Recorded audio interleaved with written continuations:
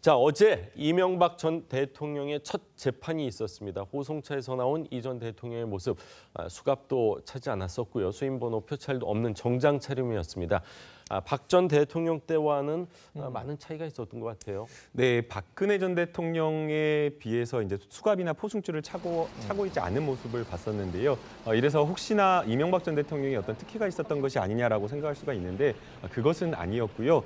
올해 그 수용 관리 및 개호 업무에 관련한 지침이 바뀌었습니다. 네. 인권과 관련된 부분을 개선하라는 부분을 이 교정당국이 수용을 한 부분이었는데요. 그래서 뭐 고령 65세 이상의 고령자라든가 아니면 중증 장애인, 여성 등에 대해서는 소장이 상황을 봐서 도주의 우려가 없다라고 하는 경우에는 포승줄이나 수갑을 채우지 않고 호송할 수 있는 것으로 지금 바뀌었고요. 그다음에 이제 법정에서는 716번이라고 하는 수용번호 표식을 하고 이렇게 재판을 받았었는데 호송차에서는 지금 그 모습이 보이지 않아서 이게 어떻게 된가 했는데 아마 이것은 떨어진 것이 아닌가라고 지금 이야기를 하고 있는 상황입니다. 탈부착이 가능한 네, 것일까요? 양면 테이프로 지금 보면은 양면 테이프로 이렇게 하는데 아마 그게 정확하게 붙여지지 않아서 그렇게 떨어진 것으로 지금 이야기가 되고 있습니다. 네, 뭐 불출석하고 있지만 박근혜 전 대통령도 앞으로 법정에 나오게 되면 그러면 수갑 없이 나오는 모습을 볼 수 있겠다 이런 말씀이신 맞습니다. 거죠. 어제 또 법원에서는요, 그 이 전 대통령 측근들도 좀 많이 찾은 것 같아요. 예. 일반 방청객이 신청이 미달했기 때문에 68석 중에 45석만 이제 일반 시민들이 갔습니다만 오히려 측근들은 이제 대거 출석을 했습니다. 대표적으로 이재호 전 특무장관, MB정부의 2인자였습니다. 현재 이제 자유한국당 상임 고문인데 어제 출석을 했고요. 실제로 장외 변호인 아니냐 이런 이야기까지 들었습니다. 또 이제 적극적으로 이명박 전 대통령을 옹호해온 김효재 전 정무수석, 또 하금열 전 대통령 실장 모두 다 재판에 출석을 했고요. 그리고 가족은 이 세 딸이 참석을 했습니다.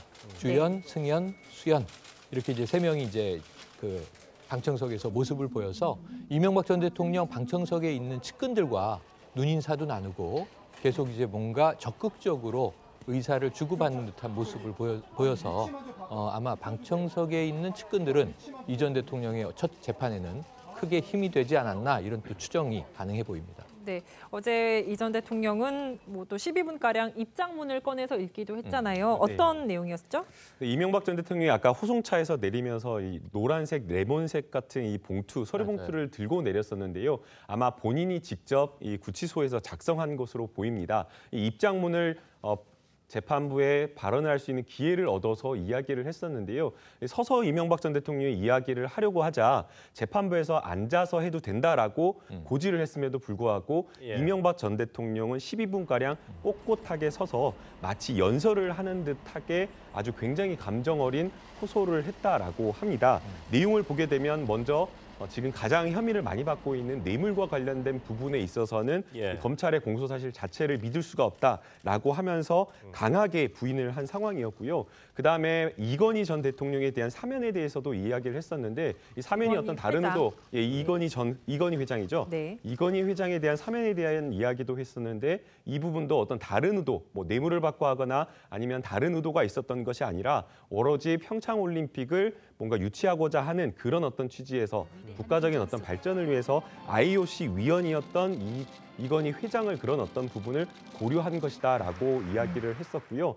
사실 공소사실과 관련된 의견을 보통은 변호인을 통해서 이야기를 하는데 그렇게 하지 않고 이명박 전 대통령이 직접 이렇게 입장문을 밝힌 것은 재판부에게 뭔가 좀 이렇게 감정적으로 호소를 하고자 하는 부분도 있었을 것으로 보이고요. 그것뿐만 아니라 국민들에게도 이 내용을 함께 전달해서 본인의 어떤 이런 부분이나 억울함이나 이런 것들을 좀 감정적으로 직접 전달하고자 했던 의도가 깔려 있을 것으로 보입니다. 나에 대한 모욕이다 이렇게 말씀을 하셨는데 이 전 대통령은요 말씀한 것처럼 입장문을 통해서도 혐의를 부인했지만 재판 과정에서도 정말 적극적으로 반박하는 모습을 보였습니다. 이에 대한 강훈 변호사의 이야기 들어보시죠. 대통령이 굉장히 적극적으로 발언하시던데 사전에 조율되신 거예요? 아니에요? 아닙니다. 아니 그럼 앞으로도 계속 그렇게 적극적으로 발언하실 건가요? 글쎄 그래서 나도 걱정이네 자꾸. 너무 조율되신 게 아니세요? 굉장히 적극적으로 본인을 변호 직접 하셨잖아요. 네. 아니 근데 오늘 완전 조율된 건 하나도 아니에요. 법정에 가서 발언을 할 일이 있으면 하겠다 이렇게 말씀하신 적이 있어요? 아마 그것도 의논하신 바가 없고, 아무튼 오늘은 들으시다가 계속 당신 생각을 말씀하시네요. 네, 또 어제 이 전 대통령 측에서는 김백준 전 기획관의 진료 내역을 또 요구하기도 했습니다. 왜 이런 요구를 했을까요? 강훈 변호사의 이야기 또 이어서 들어보시죠. 우리가 볼 때는 치매기인데 그 치매기가 어느 정도 진행됐는지를 좀 확인해 달라는 것이 저희들의 요청이었고, 지금 현재 상황이 어느 정도 심각한지 그걸 알아야 검찰 수사 때 상황을 짐작해 볼 수 있는 거 아니냐, 뭐 이런.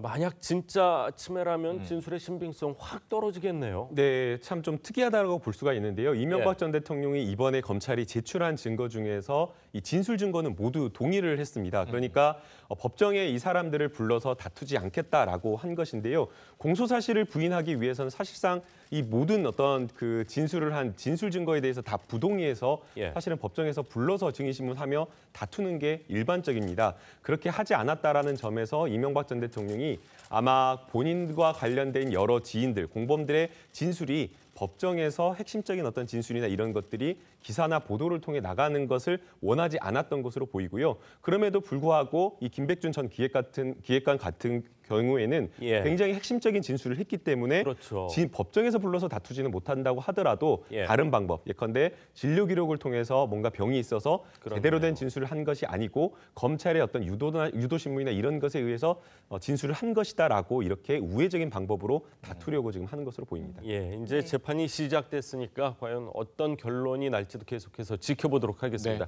도움 말씀을 여기까지 듣겠습니다. 감사합니다. 고맙습니다. 고맙습니다.